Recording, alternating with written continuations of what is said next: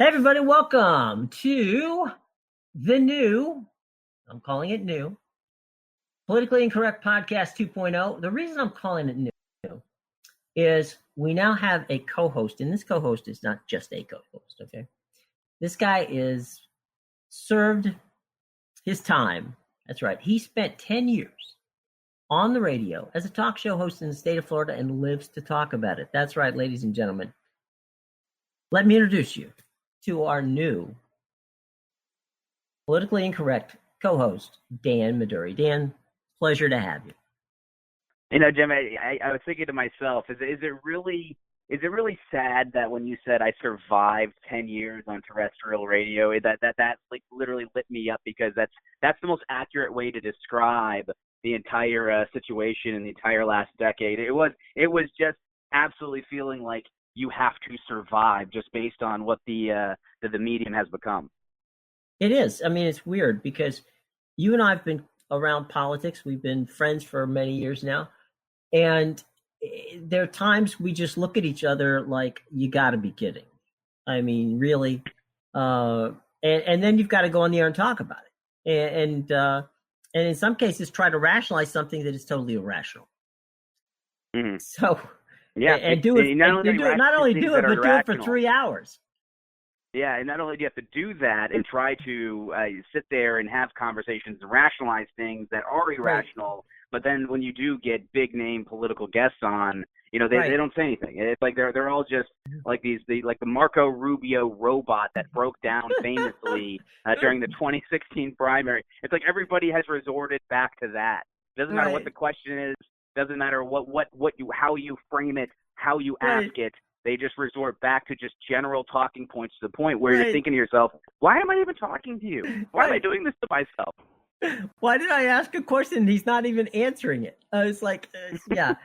I remember during the 2016 campaign, I interviewed Bernie Sanders on this podcast 5 times. I asked Bernie the question 5 times about, Medicare for all and all the different, social programs that he has.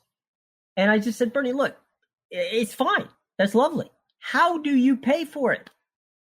And, he always would circle back to, well, if you did this, this, and this, it's like, yeah, that's lovely. But you do realize that Congress, the people, you're a senator, that Senate's not changing much. Even if it changed over, if it changed to Democrats, it would be hard to get the votes to get past what he wants to pass.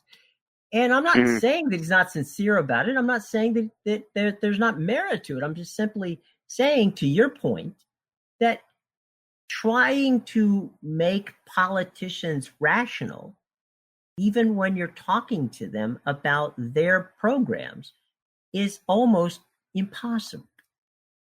And I wonder about that too, Jim. I mean, you sit there and you hear that kind of default answer, and people who are sophisticated and understand like how government works. I mean, like you, when you're talking to Bernie Sanders, it's not going to work. He knows it's not going to work, and yet they say it anyway. So it almost feels like they are assuming that the national public is stupid and does not understand how these things work, and then they just figure out, oh, we'll just get in office and we'll figure out how to do a little bit of something, then we'll just blame the opposing party when we're in, to the point where nothing ever gets done. So it's almost like it really bothers me, because it does end up feeling like they're just assuming your ignorance going into those interviews. Yeah, and then, for instance, we can talk about the fact that people are saying, well, Washington is broken. Well, it's not. Okay. It's the people you send to Washington, ladies and gentlemen, that are broken.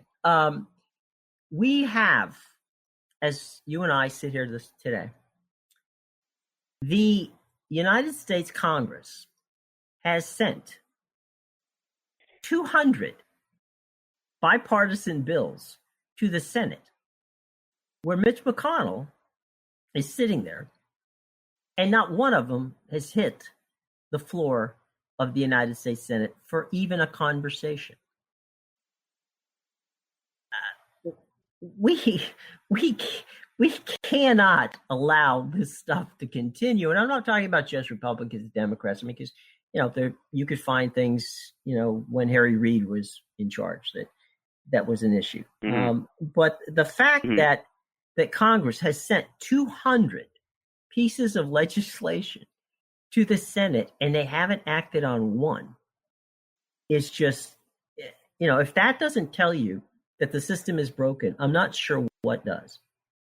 Yeah, doesn't that go back to the people get the government that they deserve? And I do think it's fascinating. Like every year you see them come out with some sort of crazy statistic that, says that Congress has like an 8 or 10 or 12. I think since the last 10 years that I've been working in news, Congress one time got over 15% approval rating in the last 10 years. And so, but what's interesting is that they always come out with these stories and statistics that basically state that not only does Congress have a 15% approval rating, we'll just throw that out there as a high, because I remember that being the high number, but yet the individual congressman is usually seen very favorably in their individual district. So I think it's funny. It's like so people don't look at their individual congressman as the issue, as the problem. Right. They look at Congress as a whole, as if it's its own entity, an organism as a whole that is broken and shot and everything they hate. But they don't look at the specificity of the individual congressman in their role in the grand scheme of things, that I always find fascinating. It's amazing.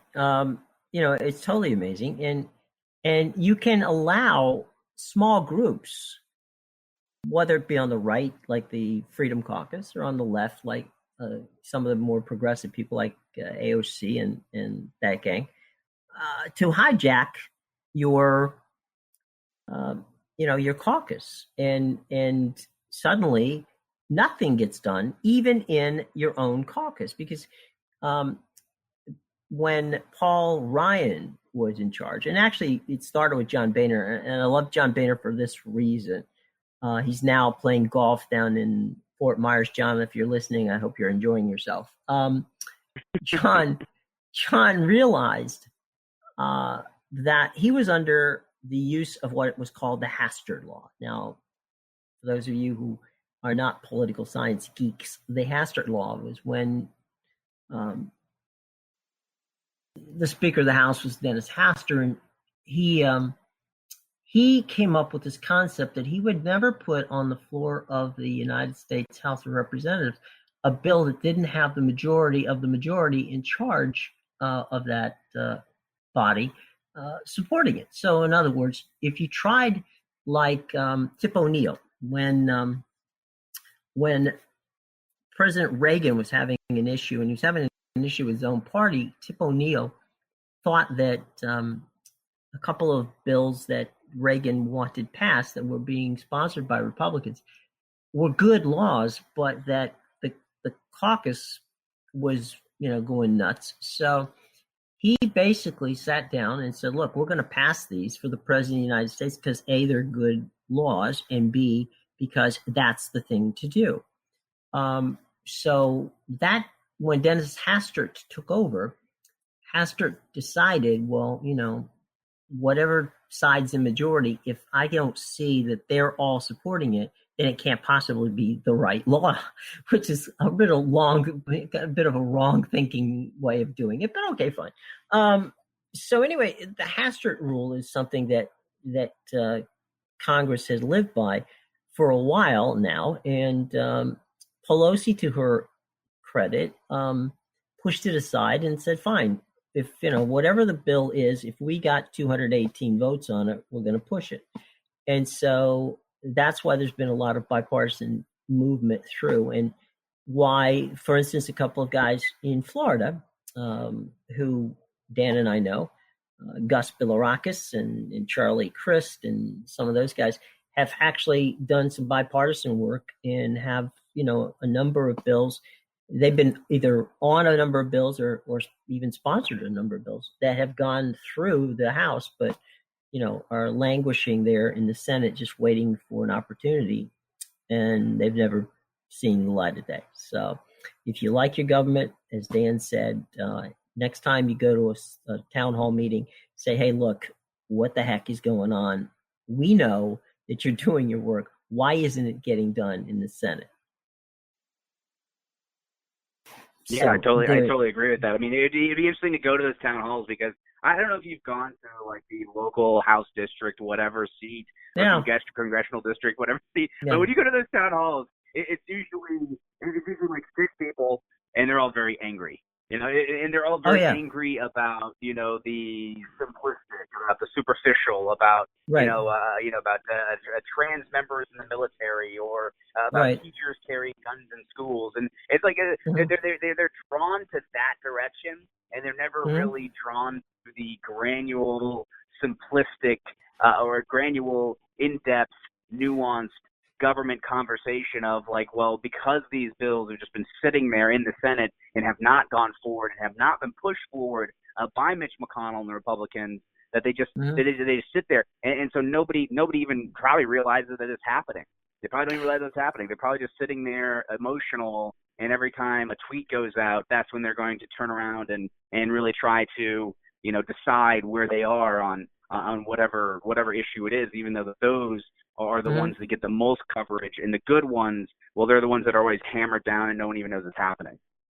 You know what's even more funny, and I say that funny not in a ha-ha way, but probably a sarcastic way, perhaps. Anyway, on the evening back in 2017, when the day that will last in infamy for President Donald Trump, when John McCain voted, put the thumb down and said, no, we will not vote for the skinny repeal, which again, ladies and gentlemen, if you honestly believe that John McCain is the man who sunk, the repeal of Obamacare, it's crazy, because he didn't. What that law was called a skinny repeal. It was not, all it was technically saying that we wouldn't even use the name Obamacare. That's all. It would not have ruined anything. I mean, literally, it wouldn't have done a thing. And at the beginning of the week, it was kind of like a tell, right? At the beginning of the week, McCain gives this impassioned speech that he comes back from, has the brain tumor. He came back to Washington because he wanted to have something that 60 people could vote for. He said he wanted regular order on it, okay? For those of you, again, who don't know what regular order, that's back in the day. They would have 60 votes for it so that just 51 votes would not mean that that's how it would be done. So anyway, that down goes John McCain gives the thumbs down. One of the people, Dan, who I've always been quite think that he's a very thoughtful person is Lamar Alexander. And Lamar Alexander is a Republican senator from the state of Tennessee, for those of you who are not following along in your guidebooks. On that evening, actually going back to 2013, Dan, right after the Obamacare thing passed in 2010, in 2013, most of the good parts, as we like to say, it came into being. And I sat one day with Senator Alexander, and I asked him, will this ever, there was at that point, the repeal, situation was rolling. And I said, do you ever think it will get repealed? And he said, no. And I said, why? And he said, because once you give people something that they like, it's hard as hell to take it away from them. And so on that day, Dan, early in the morning, Senator Lamar Alexander walked across the aisle to Patty Murray, the senator from Alaska, and they had a joint bill, a bipartisan bill, that would repair pieces and parts of the Affordable Care Act and begin the process of working on a new healthcare system within the United States. And that has 60 votes, but it's not ever going to see the light of day. McConnell has yet to let it go on the floor, and that's with someone as respected as Lamar Alexander is. He's been in the Senate longer than McConnell has been in the Senate. But, God forbid you try to do something bipartisan, it ain't going to happen. Not on his watch. Yeah. Well, especially not now in the yeah. primary season where Right. you've got 23 candidates that have declared from the Democratic in the Democratic primary, and clearly they're all chomping at the bit, they're all foaming at the mouth, except for one Joe Biden. So that then does in fact end up influencing decisions on Capitol Hill for right or wrong. Right. True. Very good. Very good point. Let's talk. You were talking about the two football. Basically, you have a football team. You got 11 offense, 11 defense running that are all running now for president on the Democratic ticket. Your thoughts on? Give me your top. Give me your Fab Five. Who's going to survive and be the 5 or 6 candidates left standing after the early debates come in just a couple weeks, or actually in less than 2 weeks? I would say this, like right off the bat. Number one, I would say, why is the DNC capping it at 20 candidates? I mean, I know they've got formats they want to fit in. I know they want to give talking time to bona fide candidates. But if you're the Democratic Party and your bench has been so decimated over the last 10 to 12 years, it would stand to reason that you would want as many bodies up there as humanly possible in the hopes that somebody would catch fire a la 2008 Barack Obama and become a shooting star for your entire party. So the fact that they're capping it at 20 candidates doesn't really make any sense to me, because they need all the publicity they can get, and they need all the numbers that they can get, and more numbers for them means more people get, bona fide time in front of the American public and get to start building their brands and making people understand that they're okay, they're not the boogeyman, they're not this, they're not that. That said, I would say that when I start looking at the list of names that are out there and the people that are out there, it's just we're just too many people. It's just too many people. There's not enough talent in all these campaigns to run these campaigns. Some of them look sloppy, look ridiculous, and they've looked sloppy and looked ridiculous. I mean, I don't understand why half of the people are actually in it. I think that the individuals who are going to bubble up at the top, I mean, it's going to be the same old names. It's going to be Joe Biden. It's going to be Elizabeth Warren. It's going to be Bernie Sanders, Kamala Harris to a certain degree, Pete Buttigieg, the South Bend, Indiana mayor. It looks like he's got some lasting power. Everyone else is done. I mean, it's already over for all those people. I mean, Beto O'Rourke, the rock star of Texas, who, by the way, conceded his race within, the first 5 minutes when the polls closed? I mean, it's like, here's this bona fide rock star. He's forever changed Texas, and he's going to unseat Ted Cruz. I knew that race was a fraudulent race when I saw a picture of Ted Cruz on an airplane mid-campaign season, and he was looking at a picture of Beto, and the picture of Beto that he was looking at on this airplane, Beto was tan, his hair was cut, he had a tailored suit, he was in shape, he was standing on top of whatever he's standing, apparently like the crime things, he was standing on top of whatever it is that he was standing on top of, and there's Ted Cruz. Like with the quintessential dad bod, he's pale, he didn't even shave, his hair is disheveled, and it's like, if you actually thought you were going against someone who was going to be a contender, these are the basic things that you do when you run for office. You go to the tanning bed, you cut your hair, you shave yourself, you do a couple of sit-ups, you do a couple of push-ups, and then you go out there and reintroduce yourself to the public if you're Ted Cruz. He didn't even bother with any of that. So that campaign was dead on arrival. It was a social media sensation. People built it up to something that I don't think it ever actually was. Beto O'Rourke is not a Kennedy-esque type person. I think he has made just flabbergasting errors over and over again. I mean, who announces they're running for president, especially when you built the brand of, I am the everyday individual, I am you encapsulate, I get you, and makes their announcement. Was it Vogue or was it Vanity Fair? Who does No, it's Vanity Fair. Who does it's that? Vanity Fair. Yeah, who does that? And say, I don't know. I mean, maybe, and acting maybe like you're the second coming.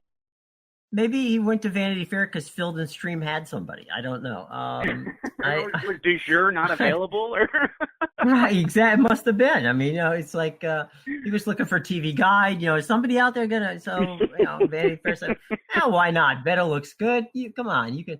And by the way, thank God it wasn't GQ. It'd have been a $1,000 suit and the whole routine. So it'd be like, yes, here he is. He just walked out in his Ralph Lauren outfit, ladies and gentlemen, Beto O'Rourke. Not exactly. A little tone deaf when you're talking about, politicians feathering their nest and, oh no, never me. I'm in Vanity Fair. That'll be $5.95 for that copy of Vanity Fair, where you can read all about how I'm going to help the common man. I mean, you got to answer me this question. Have you ever seen more fake humility than what comes out of the Better Work camp? I mean, not only does he fraudulently apologize for basically everything, from being born to being white to being this to being that, but don't you just feel like the humility there is totally fake, and that's how you end up on the cover of Vanity Fair? I'm not certain what Beto was thinking. I mean, clearly, he had some traction going, and I think that. Yeah. But I think that, look, here's the thing to me. He was a congressman. All right, fine. But his problem running for president is he lost. He lost a race for Senate. Okay. Yeah. You're not going to beat Donald Trump. So why don't you try another time to beat Ted Cruz? A lot of these guys. I think if he ran again to try to beat Ted Cruz, he would lose if he ran again against Ted Cruz, and then all of a sudden you're a two-time loser, and that's but you don't have to run against Ted Cruz. You could run against the other senators, John Cornyn. You could do that, or you could run for governor. Governor, sure. You got also, you could run for ag commish, which is a very important position, to go against George P. Bush, which would be very interesting to watch happen and unfold. Sure. But it's like, and this goes back to, on the campaign, if you watch any documentaries on Beto's campaign, basically every reporter and their mother and then people in the crowd were telling Beto O'Rourke, you're a rock star, you're a rock star, you're a rock star, you're a rock star. And I think that's how you end up on Vanity Fair. You end up believing, well, I'm a rock star. I should be on, some sort of, incredible, amazing publication that solidifies my status. And that's how you end up on Vanity Fair. But, to kind of move off Beto O'Rourke, because I think his campaign was DOA and continues to show that it has no legs and is going nowhere. I think Joe Biden is, the most stable person in the race, and most notably so, Joe Biden's the one who's, really lying low, minimal interactions with the media, basically being on his best behavior, keeping his hands to himself, having, not swinging for the fences, just looking to hit singles, and he's letting everybody else cannibalize themselves. And so when you're Joe Biden, you're watching it all unfold. I mean, I think this is where it becomes a little bit, one, it's a little bit savvy, and two, it's also the built-in benefit of being not just a 30-plus year senator, but also a two-term VP person, that he doesn't have to scrap, fight, and try to climb his way out of the cave. He can sit there and allow this to unfold and just deal with whatever challenger ends up kind of bubbling up at the top. So he has the built-in benefit of being a household name and people just kind of understanding that he is who he is. Although I would say it does seem like his age is going to be a problem. I mean, everywhere you look, people are just, they're just, we're really going to trade one old white guy for another old white guy. So I do think his age is going to end up being a problem, don't you? Well, I think sure. I mean, look, let's be honest, okay? We've got, if you take, let's set Elizabeth Warren aside for just a moment. You're looking at Donald Trump, who when he runs, who's older than Hillary Clinton, by the way. Yes, exactly. He will be 74 when he runs for president. Joe will be 76. Bernie will be 80. Okay, that's not exactly, moving forward. And again, I'm not throwing shade on any of these three guys. I'm simply saying that if you're looking for generational change, normally you don't see generational change in an 80-year-old, in a 76-year-old, and in a 74-year-old. And so that, I think, to your point, is going to be, sure. I mean, you've got to factor in age. I mean, you literally got to factor in age. Going all the way back to Reagan, you were talking about that. Yeah. And let me ask you this question too, Sure. because Americans, our culture, it's in our DNA.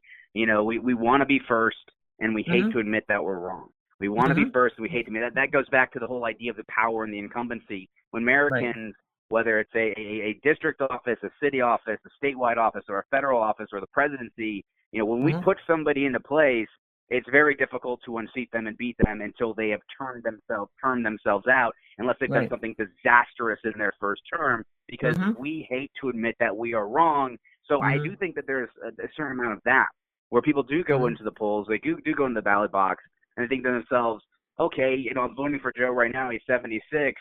Am I really going to vote for an 80-year-old, though? Am I going to put him in there until he's 84 years old? And Bernie Sanders is even worse. Like, are you really going to have an 88-year-old in office? I mean, it's like he was already kind of kooky.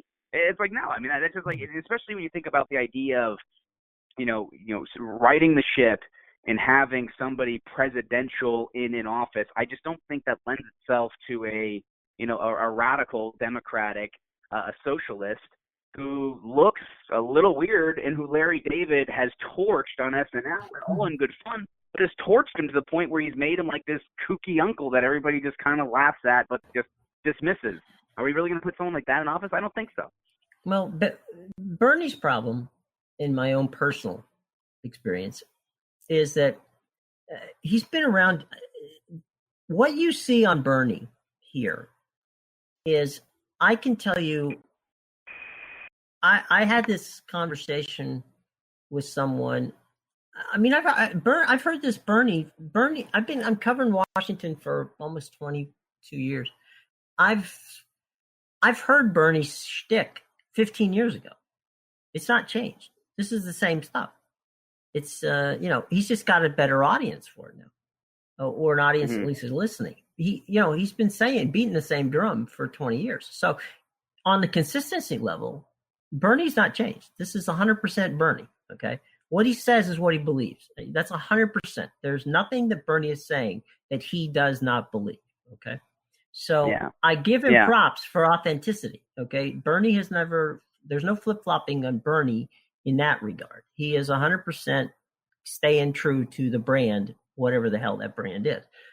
I think that Elizabeth Warren is beginning to seep away at Bernie in the polls, in large part because there may not be a person out there running for office who has more detailed position papers on every possible thing you can imagine, whether you like it or not, okay, than Elizabeth Warren. And she also can explain them. She's a former professor. She's very good at taking that and explaining it well. So I think that Bernie's problem is that there are a couple of little Bernieettes out there that are going to seep away from Bernie, because Bernie's positions are positions on basically 2 or 3 issues. Okay, beyond those 2 or 3 issues, Bernie's clueless. But Elizabeth Warren is a detailed person, and that I think will be interesting. You talked about Kamala Harris. Kamala Harris is someone who I think when they begin the debate cycle, I think she's going to rise. She's got a very strong presence, and she's very, if you saw her in the hearings, there are a number of different hearings where she was just, she showed that she used to be a prosecutor. You can tell she was very quick and precise, and gave good, quick, precise answers, and was not in any way long-winded. So, we'll see. And I think that these debates coming up soon, they're going to definitely open some people's eyes, and we'll see, because, Pete Buttigieg, mayor of South Bend, Indiana, it's a small town. Pete Buttigieg. I think it's too big of a jump. It'll be interesting. The American public. I don't think the American public puts in a mayor of a town of 100,000 people, even if it is the Midwest, even if it had experienced some sort of either resurgence or renaissance under his leadership.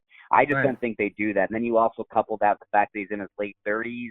I'm just not there. Well, he might be especially at the when too he young does- age. Yeah, he might. Yeah, it falls right in line with my ageist theory. To say Right. that, well, people just seasoned enough that they've got a track record and got a resume, and it's not a massive jump, right? and he's lacking something that I think that a lot of people would like to see, and that would aid him in that big, massive jump when he's skipping. Basically, he's going from A to D rather than doing B, C. I do think that he is boring. I think he's horrifically boring, and I think that all the sexy photo shoots and all the him putting on his tie and getting dressed, and all those things, it just doesn't add anything when you actually hear him speak. When you see he doesn't have any charisma. The stage command just really not there. Not saying the stage is too big for him, because I don't think it is. I don't see him being somebody who oozes charisma that puts a tingle up of Chris Matthews' leg. It just doesn't happen. It's not happening. So I think that he kind of misses that. But Jim, it seems like you're kind of falling in line with me, where there really are no dark horses. Yes, there are 23 people in the race, but there really are no dark horses that you look up and say, that person, be careful, they could jump out and snake bite you.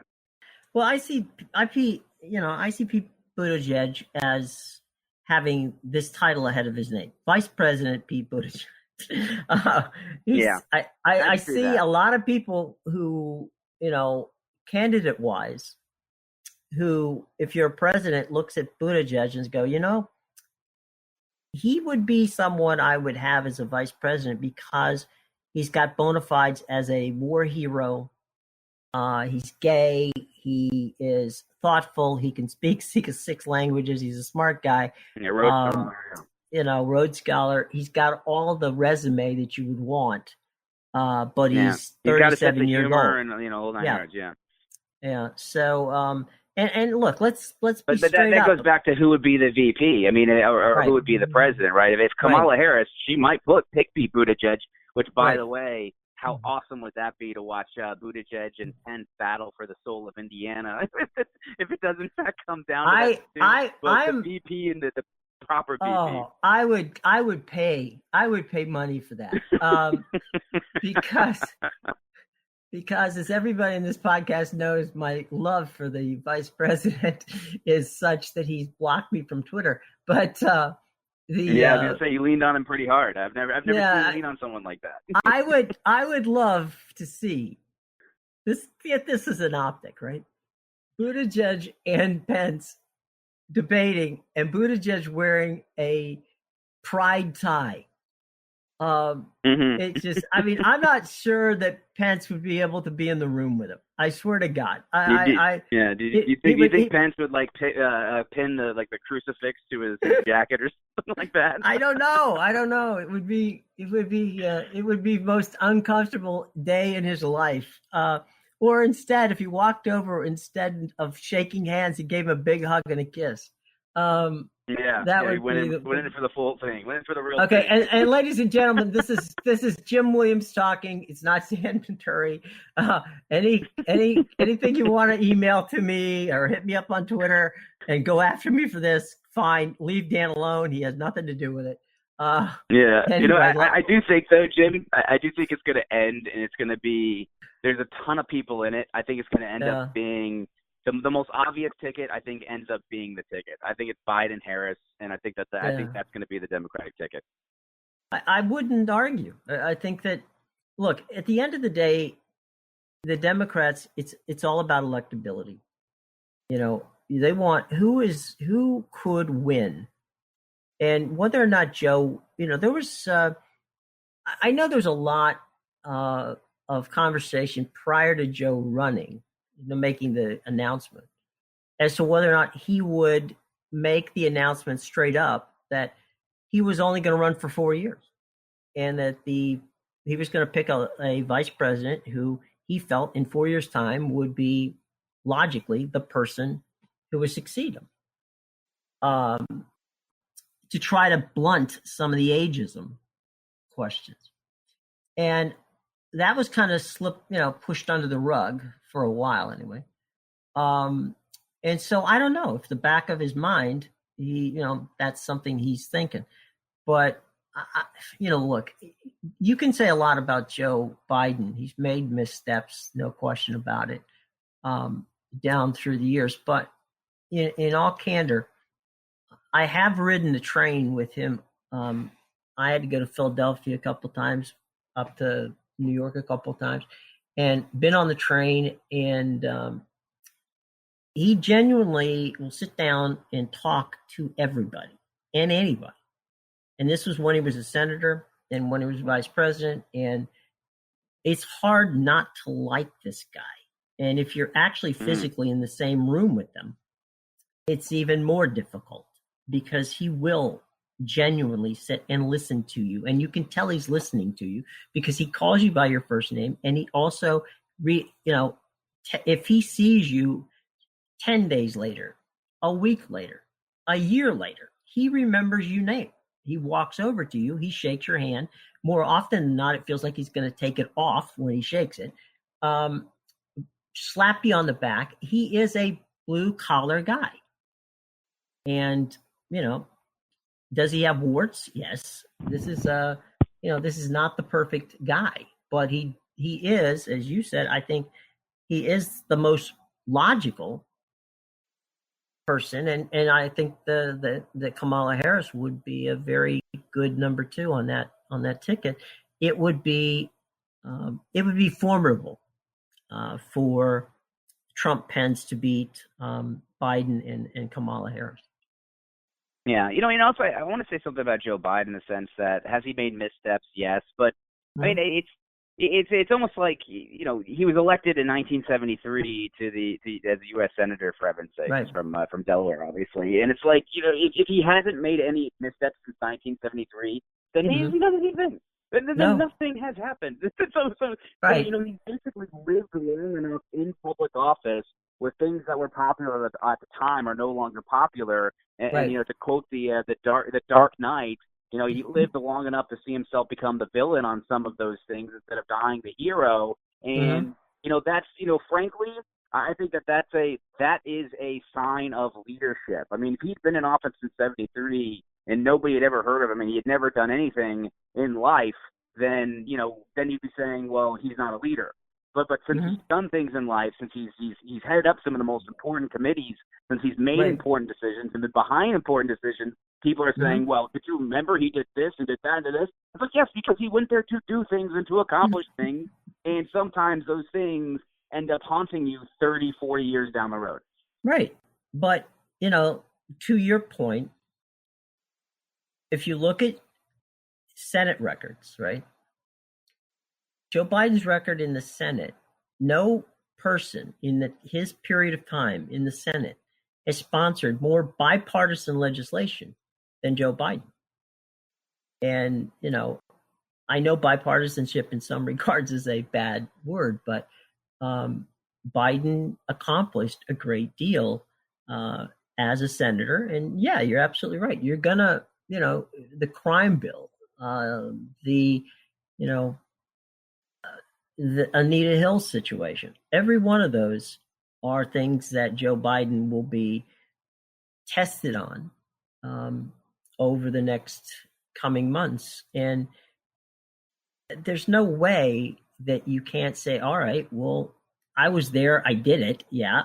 Do I wish I hadn't? Now, yes. But at the time, it made sense.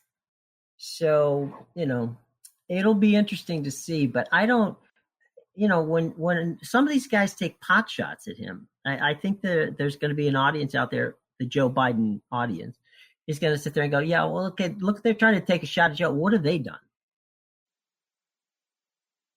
And there aren't a lot of people on that stage that have done much yet. Certainly nothing to the extent of what Biden's done. So, you want to punch up at him? Fine, punch up. I don't know that you're going to hit him, but we'll see. I mean, stranger things have happened. Speaking of stranger things, Make America Straight Again. That's right, ladies and gentlemen. Just when you thought it had gotten too crazy out there, this weekend, if you happen to be in the Orlando area and you hate gay people, we've got someplace for you to go. It's Make America Straight Again. It is a group of preachers who are getting together and they're going to celebrate the 1-year anniversary of the 49 people who were killed at the Pulse nightclub by celebrating it in a very odd way. And in some regards, it's almost like it's surreal, but I guess we shouldn't be surprised. I don't know. It's uncomfortable, to say the least. Your thoughts, Mr. Maduri? Yeah, no, it's always uncomfortable, to say the least. And I always look at these individuals, I just think to myself that they're not really pastors, preachers, whatever, the ministers, whatever they want to call themselves. They're not. And this goes back to, just like everything else, just like before you go to a doctor who's going to heal you physically, you better do some research on them and make sure that they actually have the degrees and actually know what the heck what they are and what they do before you go into the knife with them. And I feel like the same thing now is happening in the country when it comes to going to religion, houses of religion. You almost have to do your due diligence and research the pastor or priest or whoever might be up there sharing a gospel or a message with you, to make sure that your soul is not going to be inundated with evil aspects and manipulative types of conversations. I mean, but it's not the first time. And if you remember correctly, a pastor by the name of Donnie Ramiro, who founded Steadfast Baptist Church in Fort Worth, Texas, he came out and said that he was happy that 49 people at the gay nightclub in Orlando, Pulse nightclub, were killed. And then, of course, just a couple of months ago, he was arrested for allegedly using drugs, gambling, and paying for sex with prostitutes.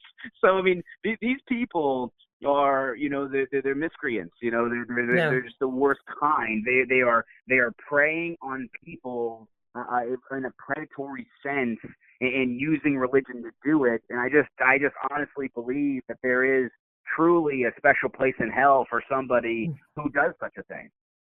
Yes, and by the way, just pick up Dante's Inferno and pick a ring. Whichever one you want, folks. Just pick a ring in hell and put your favorite person there. I gotta say, look, this is not the first time that religion has been weaponized. Let's be honest. Those of us who've studied history know that going way back, we're talking thousands of years, religion has been used to weaponize people. And here's the thing, Dan, and this is why I think sometimes I'm not sure that most of these people passed an 11th grade civics test. The actual Constitution of the United States, and the reason we left England was not because we didn't like the food, okay? And God knows that's a good enough reason to leave anyway, but let's just say we didn't leave because of the food.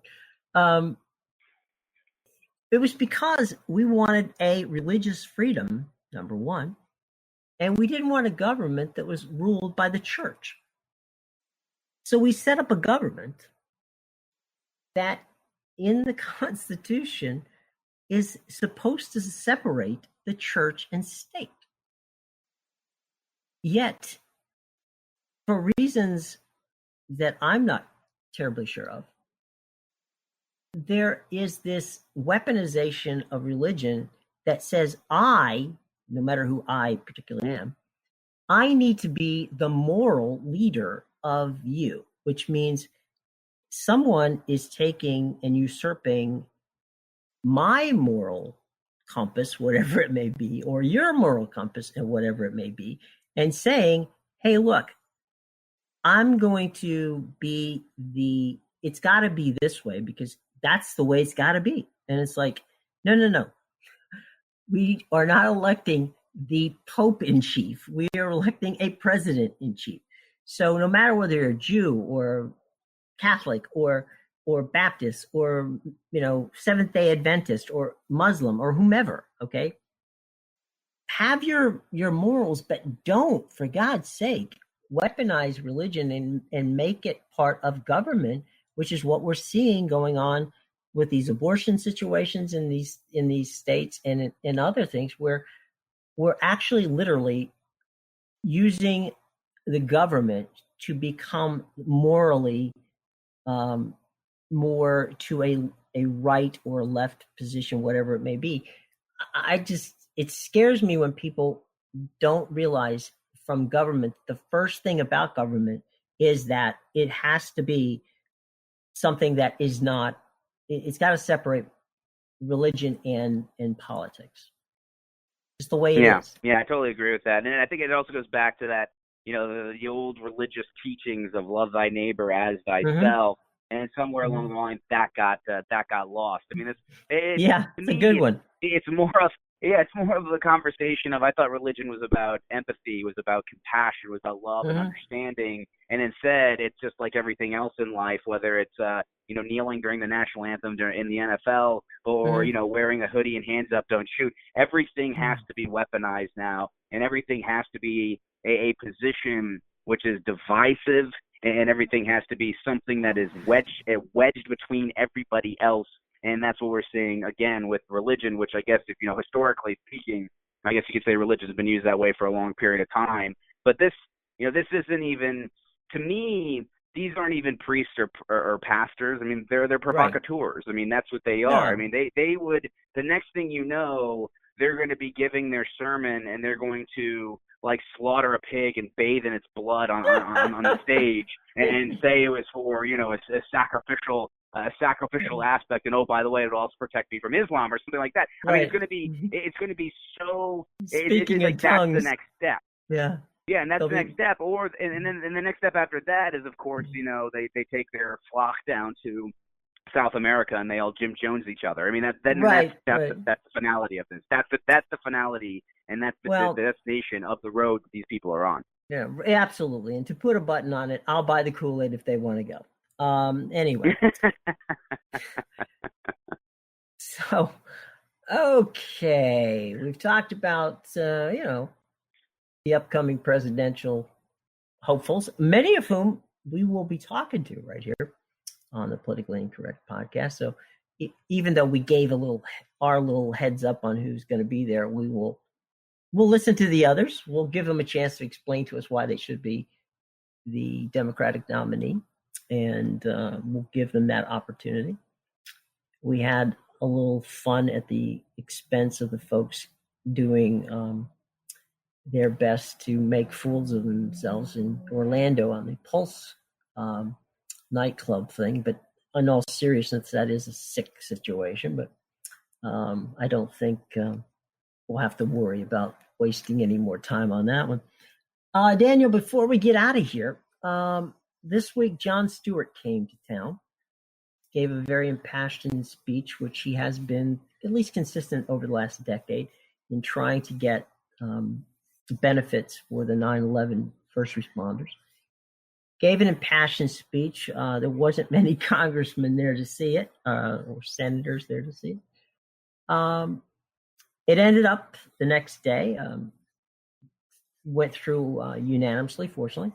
And I think everybody's happy that the 9/11 responders are going to get what they deserve in the way of health care and other issues that need to be addressed that they got through the Congress. But you had an interesting thought about the messenger, Jon Stewart, and I yield the remainder of my time to you to open up on that. Well, no, I mean, I was just kind of wondering to myself out loud when it comes to Jon Stewart. I mean, obviously a moral cause, a noble cause, the right cause. He's in the right. History will be kind to him, and all of that jazz. But I do wonder to myself because, everyone I've talked to in D.C., whether, they're just lowly interns or chief of staff for, United States senators or House congressmen, is that they're all very petty. And they're all looking to squeeze the opposition and exact their pound of flesh anytime they possibly can. And they're looking to inflict pain on them because they view them as the enemy and view them as the opposition. Now, Jon Stewart, was the best in the business at what he did, which was making a mockery of our government system, pointing out hypocrisy and then lining it with, a straight talk of, the moral substance of what you should be doing and why are you not doing this. And why he did take shots at both political parties throughout his tenure on The Daily Show from 1999 when he first started The Daily Show. Most of his aim was directed towards the GOP was directed towards Republicans. And then you got to think about it on a grander scale of not only was it him doing it personally, but then he was a great cultivator of talent and people who went off to do their own things. And so he basically built out a brilliant show, had it humming and making great money for Comedy Central, but then was also spawning off little mini me's of him who were also very talented people in their own right. Whether it's Steve Carell, Stephen Colbert, there's Steve Carell, Stephen Colbert, whether it was whether it's Samantha Bee, whether it was John Oliver. I mean, all of these people started on the Daily Show, and every single week they're giving the GOP and raking the GOP over the coals and getting millions and millions of people watching it, retweeting it, thinking about it. So I wonder to myself if they do not look at Jon Stewart as kind of the genesis of their battle that was lost, which is television and online, and was it Jon Stewart's fault for creating all of this plethora of talent and very capable individuals who then in turn use their talent to manipulate, to inform, and to disinform the American public. So I do wonder if the GOP themselves are screwing around with this, particularly because they know it gets under Jon Stewart's skin. They know it's personal to him being a New Yorker, and they want to kind of twist that knife in his ribcage over and over again as much as humanly possible because how they view him in his legacy. It's interesting. I will say that. And I think that what's going to be fun is that, the Daily Show that John started, and of course Colbert and John Oliver on This Week on HBO. They're all there, but it is a bit of crazy that's gone on with that this past week, and it's before we leave, folks, we're just going to let you know that we will play that 9 minutes of Jon Stewart so you can hear it, because I know a lot of people have said they wanted to hear what had happened or they missed it. And so if you did miss it, not to worry. It'll be the final 9 minutes of the show. So if you heard it, then when we say goodbye, then you don't have to listen anymore because we're going to tack that on. If you haven't heard it, then stick with it and hang out for the 9 minutes. It's a very impassioned speech. It's something you don't really need to. There's no visuals that you need to see. You're not going to miss any visuals on it. And if you do, then go to YouTube. You can find it there with 100,000 other things. But any final thoughts, Dan, before we close up shop here on our first opportunity to work together, which I think's been kind of fun personally. Yeah, I really enjoyed it, and I hope that it's not a one and done situation. Oh no, it's not. You're not getting rid of me that easily. Or you're not getting out of that this easily. Unlike terrestrial radio, we are here to stay, my friend. Doesn't work that easy. By the way, we're hoping to look forward to seeing you on MSNBC in the not too distant future. Hopefully that's going to work out where you get a chance to do a little bit of commentating down in Miami before the debates. So I'm going to be down in Miami the 26th of June. I'll be with Craig Melvin, who is doing phenomenally well on MSNBC and just is now I think full time on the Today Show. Yes, he which is. is an incredible feat for him, and just a real great person personally, and also great talent. And then I'll be following it up on the 27th with Haley Jackson. So 10 a.m. with Craig Melvin, and then I believe the 11 o'clock hour with Haley Jackson. And Haley, of course, is a friend of the podcast, one of our buds. So we're happy to say that she's going to be down there, and she's a great person and someone who's, as I said, we enjoy her work on MSNBC. Well, before we get out of here, look, if you're not one of the already 25,000 people who listen to this podcast and subscribe to it on a weekly basis, first of all, shame on you. Second of all, we're easy to find. We're free. We're on the iTunes store. You can find us on the Apple Podcast. If you happen to be an Android user, you can find us on the Google Play Store, where we're on Google Podcasts. You can find us on Spreaker, Stitcher, Spotify, as well as TuneIn and iTunes.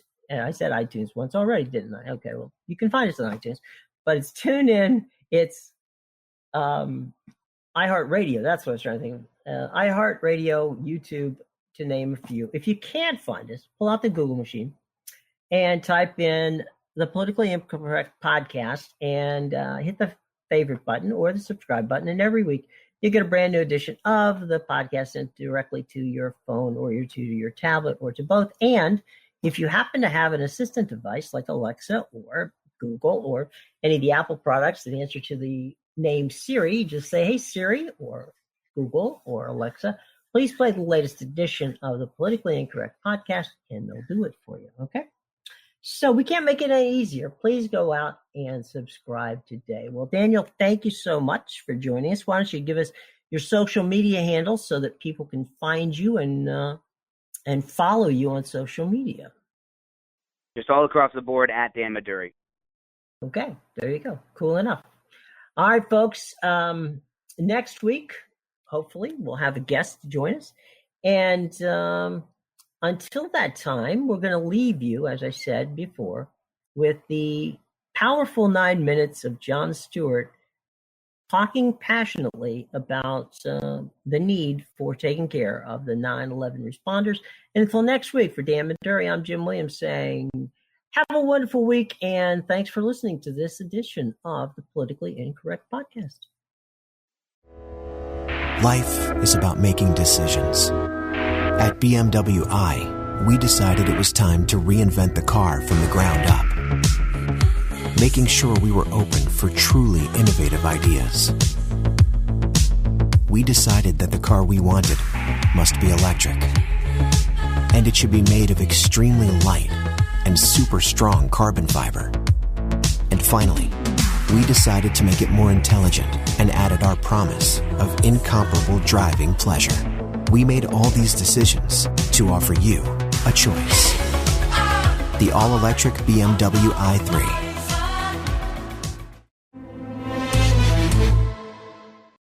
I want to thank Mr. Collins and Mr. Naylor for putting this together, but as I sit here today, I can't help but think what an incredible metaphor this room is for the entire process that getting health care and benefits for 9/11 first responders has come to. Behind me, a filled room of 9/11 first responders, and in front of me, a nearly empty Congress. Sick and dying, they brought themselves down here to speak to no one. It's shameful. It's an embarrassment to the country, and it is a stain on this institution. And you should be ashamed of yourselves for those that aren't here, but you won't be. Because accountability doesn't appear to be something that occurs in this chamber. We don't want to be here. Lou doesn't want to be here. None of these people want to be here. But they are, and they're not here for themselves. They're here to continue fighting for what's right. Lou's going to go back for his 69th chemo. The great Ray Pfeiffer would come down here, his body riddled with cancer and pain, where he couldn't walk. And the disrespect shown to him and to the other lobbyists on this bill is utterly unacceptable. You know, I would be so angry at the latest injustice that's done to these men and women. And, another business card thrown our way as a way of shooing us away. Like children trick-or-treating, rather than the heroes that they are and will always be. Ray would say, calm down, Johnny, calm down. I got all the cards I need. And he would tap his pocket.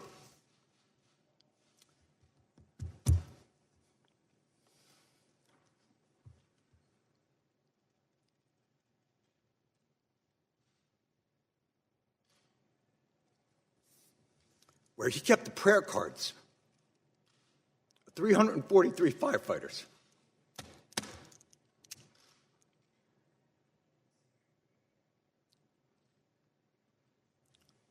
The official FDNY response time to 9/11 was 5 seconds. 5 seconds. That's how long it took for FDNY, for NYPD, for Port Authority, for EMS to respond to an urgent need from the public. 5 seconds. Hundreds died in an instant. Thousands more poured in to continue to fight for their brothers and sisters.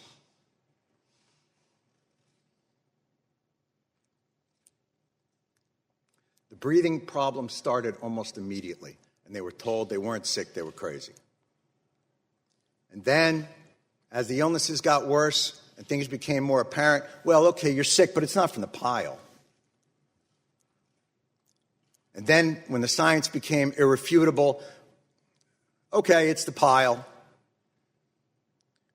But this is a New York issue. I don't know if we have the money. And I'm sorry if I sound angry and undiplomatic, but I'm angry. And you should be too, and they're all angry as well. And they have every justification to be that way.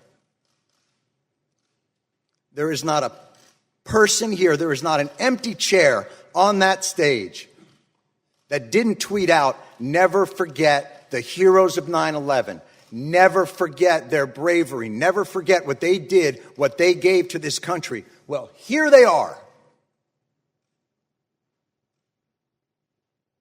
And where are they? And it would be one thing if their callous indifference and rank hypocrisy were benign, but it's not. Your indifference costs these men and women their most valuable commodity: time.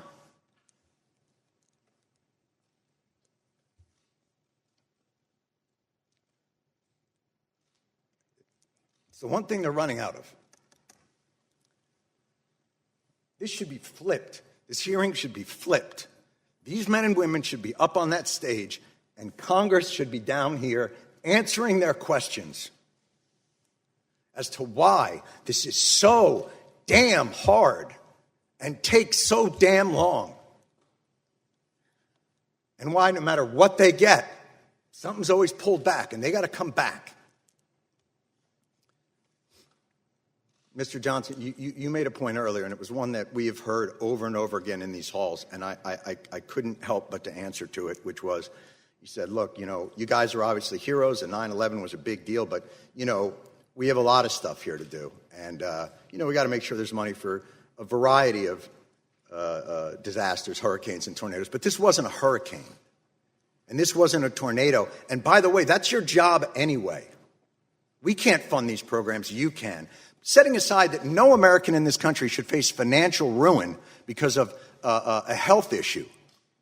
Certainly 9/11 first responders shouldn't have to decide whether to live or to have a place to live. And the idea that you can only give them 5 more years of the VCF because you're not quite sure what's going to happen 5 years from now, well, I can tell you, I'm pretty sure what's going to happen 5 years from now. More of these men and women are going to get sick, and they are going to die. And I am awfully tired of hearing that it's a 9/11 New York issue. Al-Qaeda didn't shout death to Tribeca. They attacked America, and these men and women, and their response to it is what brought our country back. It's what gave a reeling nation a solid foundation to stand back upon, to remind us of why this country is great, of why this country is worth fighting for. And you are ignoring them.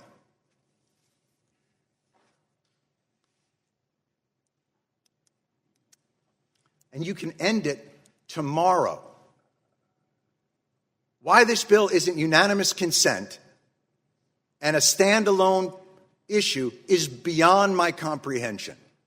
And I have yet to hear a reasonable explanation for why.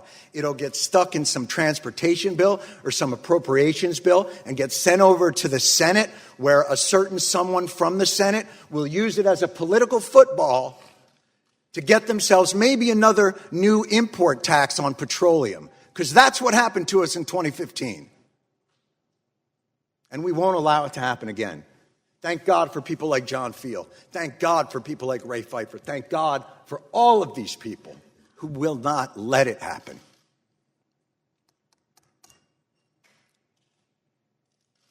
They responded in 5 seconds. They did their jobs with courage, grace, tenacity, humility. 18 years later, do yours. Thank you.